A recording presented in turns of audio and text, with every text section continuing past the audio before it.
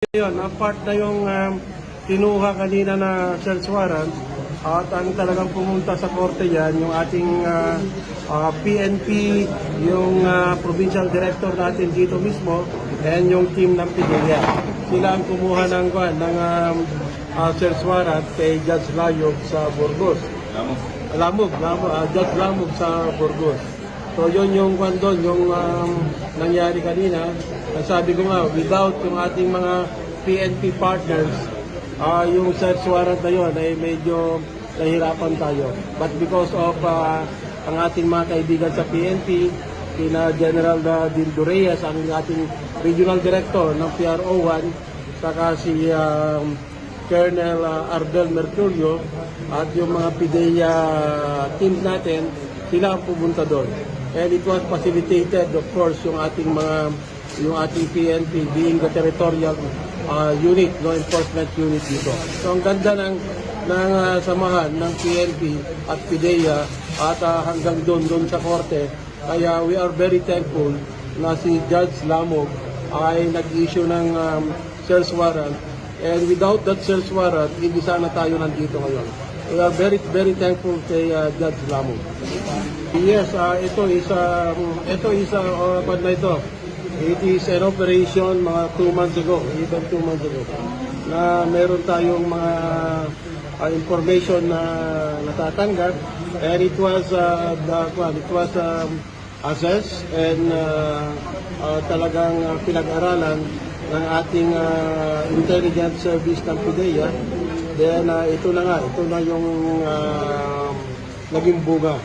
Ang una kahapon is meron tayong nakuha na 125 kilos with the PNP, then with the AFP, including the members of the NICA. So, nandun na kahapon. So, nakikita nyo na kung paanong trinabaho ito. It is a product of yung whole of the nation approach. Kasi yun ang gusto ng ating presidente, lahat ng law enforcement agency ay nagkakaisa laban sa droga. At ito ngayon yung nangyari dito. So we are very, very thankful sa ating mga kaibigan sa PNP, lalo na si Chief PNP, si General Nartates, na sa first day pa lang is informed na siya kung ano yung operation dito. At si Regional Director ng PRO1, si General Dildo Reyes, at saka si Provincial Director, si Colonel Mercurio, si Arbel, yun, talagang pinag-isipan kung ano yung strategy, at ito na yung bunga ng magandang samahan ng PNP at PIDEA. Sir, compared to yung campaign nung last administration, mas nakakarami na ngayon, no? Itong administration sa ating campaign against illegal drugs. Okay, so we refused na magkaroon ng comparison, but in actuality, yung volume ng drugs na nakuha ngayong third year ng ating PBBM administration ay nalampasan na yung mga volumes na nakuha sa lahat ng past administration. So mas malaki yung nakuha na volume ng droga ngayon time ng administration ni ang ating Pangulo, si President Bongbong Marcos, kaysa mga nagdaan na previous administrations. Yun lang yung significant siguro na ma-share namin sa inyo because this is based on our records. Lahat ng yung mga seizure noong mga past administrations, kompleto yung records ng PNP at PIDEA, and we can say with much conviction na nasurpass na ng PBBM administration yung volume ng these drugs doon sa past administration. Yun lang. At naman of course, ito kasi ngayon, emphasize ngayon yung human rights-based approach. Kung titignan nyo ngayon, very high yung confiscated volume nito, high volume, pero walang namamatay. Sir, since 2 months po itong trabaho, related din po ba ito doon sa protein share na recover sa... Okay, yeah. Ito ngayon yung magiging task ng joint investigation ng PNP sa PIDEA para malaman natin yung connection. But as nakikita natin yung nakuha ngayon, iba yung packaging kaysa yung sa floating na nakuha dito yung mga iba, and even yung nakuha na doon sa Zambales na 1.4 tons. So ito is iba-iba ito. But again, para at least malaman natin kung saan nagsimula, ang usapan namin ni General Dindo Reyes, ang ating regional director sa Region 1, we will form a joint investigation team para matrace natin kung saan nanggaling at saka sino yung mga local na contacts nila dito.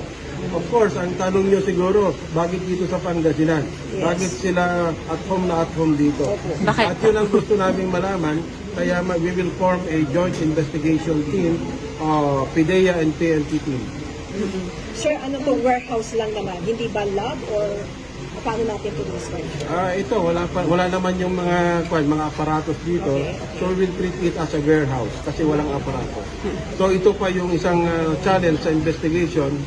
Saan ba nang galing ito? Meron bang nearby laboratory? O yun na yung magiging tasking ng ating joint investigation team. May timeline po ba yung investigation? No, ang sa investigation is pagka yun is haste makes waste. Kaya kailangan precise yung mga lead na may establish namin. Yun ang susundon namin. And whatever happens, of course, malalaman nyo naman sa media. Kayo naman ang kwan namin ang pag-asa namin para maging aware yung ating mga kababayan. Sir, with this accomplishment, could we say na nagtatagumpay tayo? Nababawasan ba? Nawawala na ba ang problem natin against illegal drugs? Mo yung problema sa droga worldwide. At kung titignan mo ngayong Amerika, is a very advanced country. Ang problema nila, yung galing na droga sa Venezuela. At yan pinapalubog na doon sa gitna ng dagat. So yung problema nito is worldwide. Kaya ito ngayon, yung ating PNP, PIDEA, and other law enforcement units, ang challenge sa amin is to work together para at least malabanan natin itong droga. We do not expect na hindi maging target ang Pilipinas ng mga international drug syndicates. Pilipinas will always be a target. Kaya yun ang challenge ngayon sa atin. And even yung mga future generation. Kaya yung ngayon ang ginagawa ng PNP sa PIDEA, kung ano yung kaya namin ibuhos na laban sa droga, yun ang ginagawa namin para sa ating mga kabataan.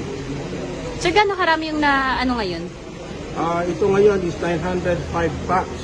Yung kahapon is 125 packs. Kung yung assumption namin na per pack is 1 kilo, more than 1 ton. And 1 ton is ang kanyan is 6.8 billion. Yun ang ngayon dahil mataas yung purity nito. Sir, may nadatnan ba tayo kanina dito nung sinagawa natin yung operasyon? Yun yung gusto sana natin. Pero kahapon pa na ito na ngayon yung dalawa kasi nahuli na natin. So nahuli natin yung isang Chinese at isang Filipino. From there, we will start kung sino pa yung mga dito, yung mga tumira dito. So based on your investigation, bahay nila ito, sir, or nangungupahan lang? No, nabili nila ito. Nabili. Mga ilang taon na po silang residents dito? Kahit kung sabi nga natin, isang yung case build-up natin is 2 months. So, nabili nila ito. Kung siguro, tulungan nyo na rin kami. Tingnan nyo yung sa assessor's office kung paano nila nabili. Sino yung dating may-ari nito. So, yun ang mahaba pa yung backtracking natin dito. May bukod sa kanilang dalawa, may iba po ba silang kasama? Yes. We are very sure of that. Kaya nga, doon sa team, investigating team natin, na PNP, PIDEA, yun na ngayon yung task. We are very sure na meron silang kasama. So, can you walk through kami nung in-implement yung search warrant po dito?